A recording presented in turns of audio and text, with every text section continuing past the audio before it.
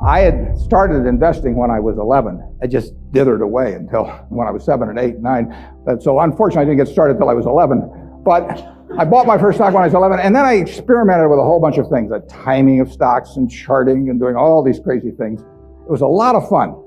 Profitless, but a lot of fun. And I did that until I was 19. And I read all the books on investing in the public library and I ate it up. It was fascinating to me, but I had no framework. I was just searching for something. I was hoping that little things on a chart would tell me something about what a stock was going to do. It was kind of crazy, but everybody else was doing it, so I figured I'd do it too.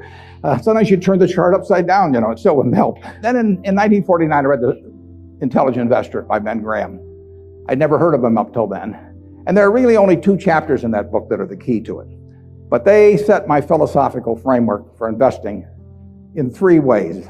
They're so basic and so simple, it's hard to understand how they could be that important, but the 10 Commandments are simple. The first is that a stock is part of a business. I mean, you can't think of a stock as something different.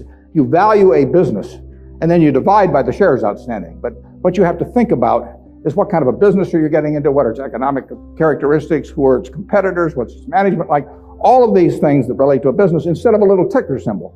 I used to know when I was 11 or 12 the ticker symbols of every company virtually on the New York Stock Exchange. I could mark the boards at Harris Upham, but I didn't know anything. I mean, I knew that X was U.S. Steel and T was AT&T and so on, but I didn't know anything. I didn't know what was behind them. So I had to start looking at these little symbols or these little names in the paper as businesses and decide, how do you value a business? What counts?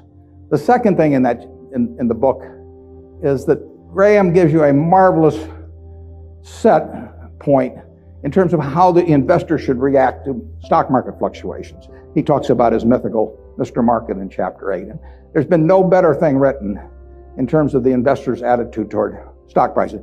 Most people react the wrong way to stock prices. I mean, they feel good when their stocks go up, they feel bad when they go down. They think the stock market is there to instruct them. And Mr. Market is this partner you have in investing.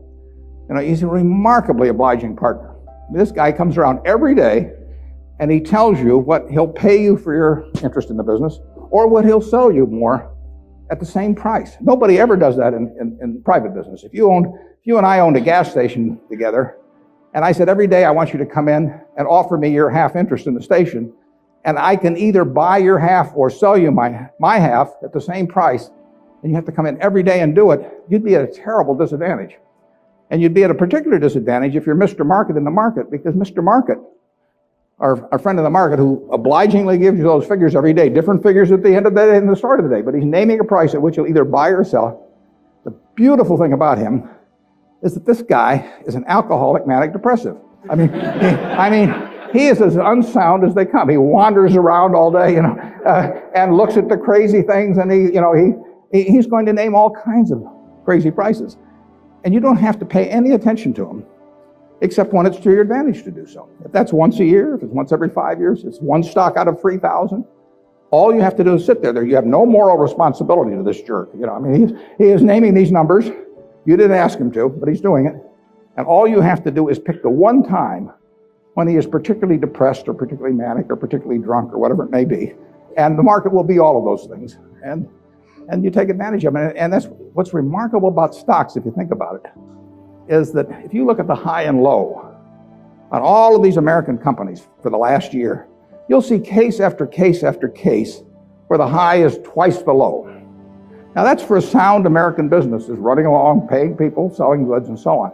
If you go out and look at farmland 10 miles from here, there's no way in the world over a year that the farmland is going to range in value from X to 2X. It maybe go from X to 110% of X or vice versa.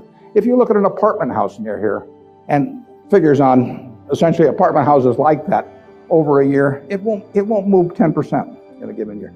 But here are the finest of American businesses, and people just name these numbers that go all over the place. And you don't have to play, except when you want to. That's the important thing, and that's what Graham tells you. The market isn't there to instruct you, to tell you anything. The market is there just basically to serve you when you want it to serve you. One of the most important things to remember in stocks, very hard to do, but people have all these feelings about it. The stock doesn't know you own it. You're sitting there with these certificates for Berkshire, the company doesn't even know you own it, and the stock doesn't. It's trading now, and they don't know you own it. So it has no feelings about you. I mean, you've got all these feelings about it, but it's just part of a business. If Berkshire is worth 75,000 times 1.5 million shares, roughly 110 billion or something like that, it's a good investment. If it isn't, it's a lousy investment, and you have to value the business. And Graham, it's amazing, but people don't do that in Wall Street. You hear price targets or that kind of thing, but you'd see no one write a paper that says, here is the nature of this business over the next 20 years. What should that business sell for? Forget about what it's selling for. In fact, one of the things I always like to do when I'm looking at investments is I like to look at them without knowing the price. Because if you see the price, it automatically has some influence on you. If you just sit down with the reports, if I get an idea about looking up a company and I get the 10Ks and so on, I would rather not know the price because I'd rather value it without knowing the price. When I used to handicap horses when I was a kid, one of the things I would do is I'd get the racing form ahead of time. And if there were 9 horses in a race, we'll say, obviously the probabilities of each one winning the race had to add up to 100%. I mean, one horse was going to win the race absent a dead heat or all of them dropping dead on the backstretch. So if you went through the racing form and I would look at the third race at Hialeah, I would try to figure out the percentage chance of each horse winning the race, and that had to add to 100%. Then I would compare those percentages to the odds. But first of all, I wouldn't look at the odds first. I would look at the past performance and all of that thing first. Stock market's the same way. Third thing in Graham's book is the margin of safety. If you come up to a bridge and it says capacity 10,000 pounds and you're driving a 9,800 pound truck, you drive down further and find another bridge. I mean, nobody knows exactly what that capacity is, and sign may have been put up 3 years ago. So you always leave a margin of safety. You don't try to cut things that close. You wait till something kind of shouts at you in the stock market. And with those 3 principles, you can build all kinds of structures on that. But that's the foundation. And if you've got that in mind, and that's in the Intelligent Investor, I've never found anything that remotely compares with it.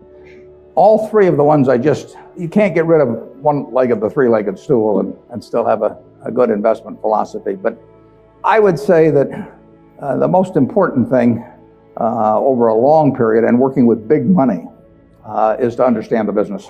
Let's just say for the moment that you were given $1 million or whatever sum was necessary, and you could look around Knoxville or look around all of Tennessee if you want and buy into any 3 businesses, between now and a week from now. Private businesses, not trading or anything of the sort. And you got a week to do it or you have to give the money back. What will you be doing during the next week? I mean, you can look at all these companies. Some of them you're quite familiar with. Some of them you're less familiar with. Some of them you know by reputation. Some of them you know the management. Some of them you don't. You know their competitive situation. What will you be thinking about during that 7-day period? How will you actually be screening these companies out? I think you'll look for 3 businesses, and you can't trade them after you buy them. You're going to own them the rest of your life. You're going to be looking for businesses that have enduring competitive advantage.